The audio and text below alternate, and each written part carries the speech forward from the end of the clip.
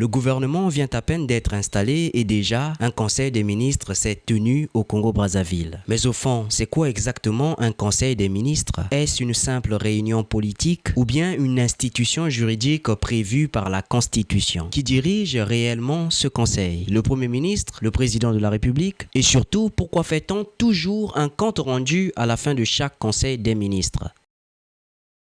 Dans cette vidéo, je vais t'expliquer ce qu'est juridiquement un conseil des ministres en droit congolais, son rôle, les textes qui le prévoient, pourquoi est-ce qu'il s'est tenu juste après la nomination du nouveau gouvernement et pourquoi est-ce que les comptes rendus sont extrêmement importants dans le fonctionnement de l'État. Alors si tu me découvres, je suis Herman Bika, juriste de formation, créateur de contenu et formateur en droit congolais. Ici, je t'apprends tout ce qu'il faut savoir sur le droit congolais. Si donc t'informer régulièrement sur le droit congolais est un sujet qui t'intéresse, abonne-toi déjà parce qu'on ne traîne pas ici. On est parti. Déjà, il convient de se demander ce qu'est réellement un conseil des ministres. En langage simple, le conseil des ministres est une réunion officielle des membres du gouvernement autour du président de la République afin de discuter des décisions concernant la gestion du pays. Mais attention, en droit congolais, le conseil des ministres n'est pas une réunion improvisée ou une simple rencontre politique.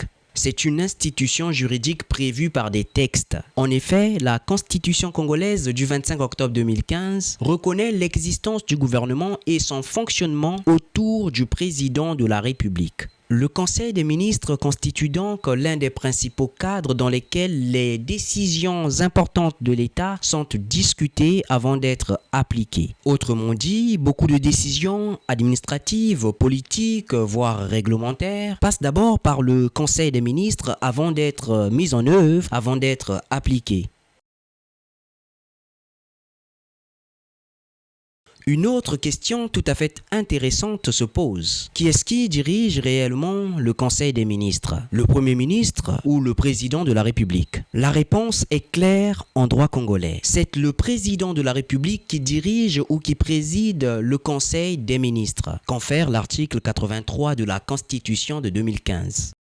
Pourquoi le président de la République? Parce que dans le système constitutionnel actuel de la République du Congo, le président de la République n'est pas seulement le chef de l'État, mais aussi l'autorité supérieure du pouvoir exécutif. Le pouvoir qui est chargé d'exécuter les décisions votées au Parlement. Le Premier ministre, lui, coordonne l'action ou l'activité gouvernementale, mais il est placé sous l'autorité du président de la République. C'est donc le président de la République qui convoque le Conseil des ministres, fixe les grandes orientations et dirige les travaux du Conseil. Le Premier ministre ainsi que les ministres interviennent alors pour présenter les dossiers de leurs ministères respectifs. Maintenant, une question fondamentale mérite d'être posée. Quels sont les textes juridiques qui prévoient le Conseil des ministres au Congo? Déjà, il faut citer la Constitution congolaise du 25 octobre 2015, parce qu'elle organise le pouvoir exécutif congolais, notamment les rapports entre le président de la République, le Premier ministre et les autres membres du gouvernement. Ensuite, il existe des décrets présidentiels et certains textes réglementaires qui organisent le fonctionnement pratique du gouvernement et des réunions du Conseil des ministres. Par exemple, la préparation des dossiers, l'ordre du jour, les projets de décret, les projets de loi ou la nomination de certains postes stratégiques de l'État. Tout cela passe généralement par le Conseil des ministres. Là encore, beaucoup de personnes se posent la question. Pourquoi avoir organisé un conseil des ministres immédiatement après l'installation des nouveaux membres du gouvernement? En vérité, je vous le dis, il s'agit là d'une nécessité institutionnelle. Pourquoi? Mais parce qu'une fois le gouvernement nommé, il faut rapidement mettre la nouvelle équipe gouvernementale au travail. Le Conseil des ministres, de ce point de vue, sert de cadre officiel de démarrage. C'est au cours de cette réunion que les premières orientations peuvent être données aux ministres. Le président de la République peut rappeler les priorités du mandat, fixer les objectifs politiques et administratifs et demander aux ministres de commencer immédiatement le travail gouvernemental. Autrement dit, le Conseil des ministres marque véritablement le début concret de l'action gouvernementale. Maintenant, parlons d'un élément extrêmement important, le compte rendu du Conseil des ministres. Après chaque Conseil des ministres au Congo, un compte rendu officiel est généralement publié ou lu à la télévision nationale. Mais pourquoi est-ce si important ?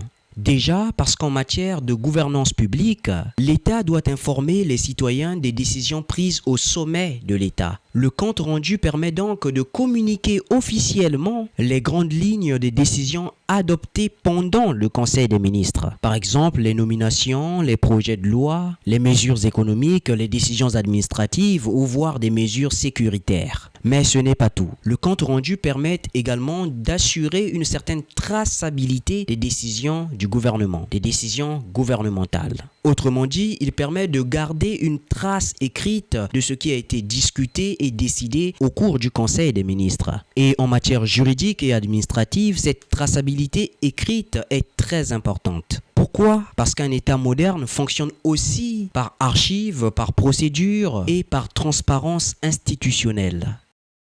Pour résumer, le Conseil des ministres au Congo-Brazzaville est une institution importante, essentielle du fonctionnement de l'État. Il permet au président de la République et aux membres du gouvernement de coordonner l'action publique, de prendre les décisions importantes et d'orienter la politique nationale. Il est indirectement prévu par la Constitution, mais aussi par des textes réglementaires organisant le fonctionnement du gouvernement. Et si le Conseil des ministres s'est tenu juste après l'installation du nouveau gouvernement en République du Congo, c'est parce qu'il fallait immédiatement lancer l'action gouvernementale et fixer les premières orientations politiques. Enfin, les comptes rendus du Conseil des ministres jouent un rôle fondamental de communication institutionnelle, de transparence et de conservation officielle des décisions publiques.